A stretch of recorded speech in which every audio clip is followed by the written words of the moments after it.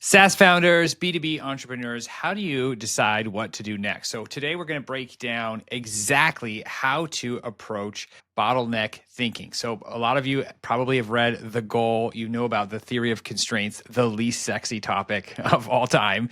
It's the most important, and it's something I see folks do all the time wrong. They conflate the benefits of multi-tracking decision making, of trying multiple things at once, with attacking the bottleneck. And anything you're doing that's not working on the bottleneck of your business makes absolutely no difference on your revenue in the long term. The fastest way to improve is to relentlessly put as many appropriate resources on the bottleneck and attack it. But how do you know what it is? It can be confusing what it is. So here's a process I'm going to break down, especially for the CEOs and founders, to really narrow down what is the bottleneck. I'm going to go right into Loom and we'll check it out. Okay, so if you are a SaaS founder, if you're a B2B entrepreneur, consultant, you have a bottleneck, and it's really in one of 5 quadrants. These are the quadrants. You could look at the business like this, so somewhere you have the bottleneck. It could be lead flow. So lead flow. And what does that mean? We're talking about your marketing, right? It could be the sales. So that's you're getting people in the door, but they're not buying. This is no one's coming in the door. You can't even get a hold of anyone who's interested. Sales is that you're talking to the right people, but they're not buying. And then we could also say, we could call this delivery. Another way to talk about this area is the product itself. And this is a problem when your churn rate is too high. When your churn rate is too high, it's very hard to build a business if everyone's leaving. It's very hard to get customers that are the right ones. You want them to stay. You want to make them happy, get them the outcomes they're looking for. So this is the other. So it's, normally you would say, okay, it's got to be one of these areas, but I believe there's actually much more to it. There's also cash flow. Because if you don't have available cash, how are you going to solve the problems that come up? Bottlenecks keep moving around. It's a little bit of game of whack-a-mole. You improve a system, and then now you find the next kind of kink in the hose, as it were. Without free available cash flow to put towards the problem, this could be the constraint. There's just no cash to solve problems that are coming up. And then that will help you put the right lens on what you're doing. The other problem I would say is, and you could look at this a couple ways, I like to say CEO time. But if you're a CMO, a CXO of some sort, or you're running a department, it's your time, right? Your time. Why? If you're busy in the weeds, going at tactical issues, running around, micromanaging, you have no brain power to change your whole system. And the key thing you have to keep in mind is the problem can only be in one of these areas. You can't be, if you have no time and you have no money, then you're doing the wrong things, right? So you can't have both no time and no money, and you really can't have all of these going wrong at once. It has to be one. And that's part of the difficulty is, how can you be absolutely sure what it is? So here's the process that I like to go through, which is to first identify the bottleneck by asking a series of questions. With the right questions, you can, and we're going to go through those questions and a worksheet to how to do it. With the right questions, you're going to be able to identify that the bottleneck is absolutely somewhere. So you might say, I'll just give you some examples. If you wanted to know if it's the churn rate or the lead flow, you could just look at, are we at steady state? Have we hit our MRR? Can we potentially ever go above this revenue,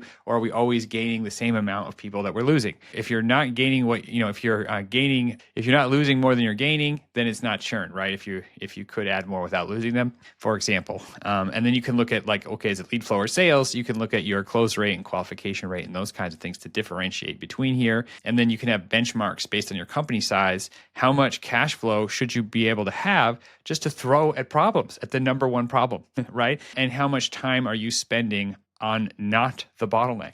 Like if you don't have time to go and jump into these, then obviously this is this constraint. Like you need to hire again, or you need to change your something so that you have time to think about these and have strategic thinking time that's not just running the business, right? So these are the areas. So first you ask yourself a series of questions, and then you're going to identify, okay, you know what? It is right here. I've got, this is really the choke point. Okay, maybe there's like a little problem level here. Like, maybe we could say that this one is good, this one is good, this one is good, and these two are probably. So once you get in there, you can start asking yourself 5 whys about the issue. Why is this occurring? Why is this occurring? Why is this occurring? 5 whys, although also a great tool, is really limited to your own knowledge, right? It's deductive reasoning. And so it's also very helpful to have a coach or a business partner or someone else look at what you're thinking in your mastermind, for example. So here's what I would do. Here's just an example of how we could go through these questions. Okay, so here is a real example, and I'm just going to go through it like this. We'll just scribble on here. So you can only have a bottleneck in one of these areas. So it can these are the areas: marketing, product, sales, cash flow, time. And maybe they're all red, but only one of them is the bottleneck. So the idea is, let's mark what the bottleneck is. And how do you know? You can just check, what is the number of qualified sales per week. Yeah, you just there's only so many KPIs, right? A lot of companies have these huge sheets that almost look like P&Ls for the different elements. And that's great, but there's only a few fundamental questions that you need to really identify this high level. So it's how many qualified sales calls are you getting per week? That is such a great metric because you know that's it. If you have those, you should be able to close deals. And those could be demos or whatever, but whatever you want to call it. But it's like, are we getting lead flow of people that would buy? How many per week are we getting? And you could look at it across something. So you could look at any of these questions across this matrix of all your channels. You could have, channel 1, channel 2. So this could be like ABM on LinkedIn. This could be, Facebook ads. It could be SEO. And so for each one of them, they should be giving you, and I know attribution's tough, but overall, are you getting enough qualified sales calls per week?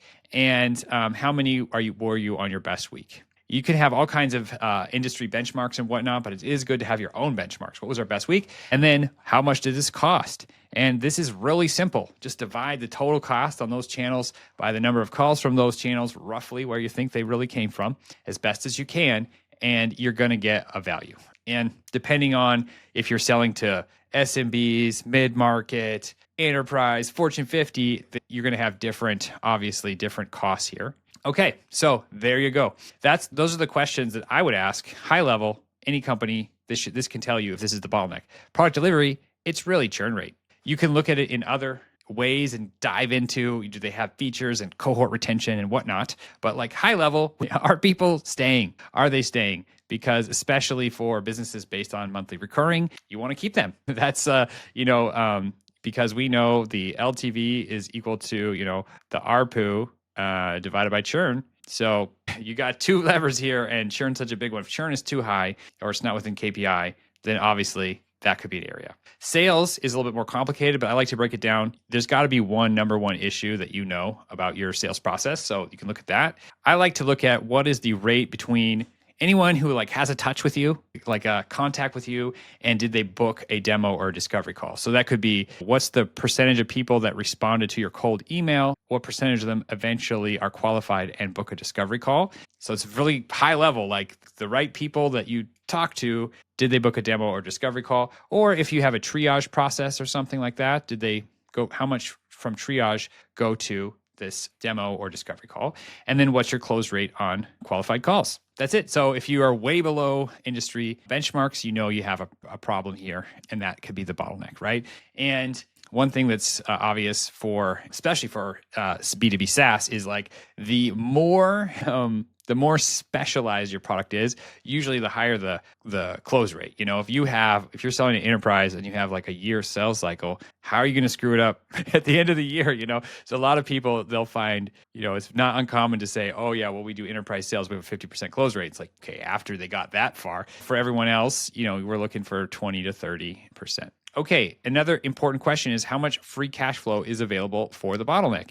If you have a bottleneck, pulling in a consultant, pulling in somebody, like if you have an extra $5K, $10K a month to just toss it at the bottleneck that's always there, that money is switching to undoing bottlenecks. That is a very great thing to put on the way you're managing your finances. because it's really focused on company growth in a smart way. Just that this is aiming at, if it's marketing, it's going here. If it's churn, okay, what kind of initiatives can we do, and including budget that's always available for the bottleneck. So I like to keep this number as high as possible. And then for founder time, people have different ways to do this. Personally, I find a great metric is, can you spend 3 hours on a problem? 3 uninterrupted, no Slack, no dealing with clients, no staff problems for 3 hours, and nobody talks to you, and you can just put your head down and really, really work. How many times can you do that per month?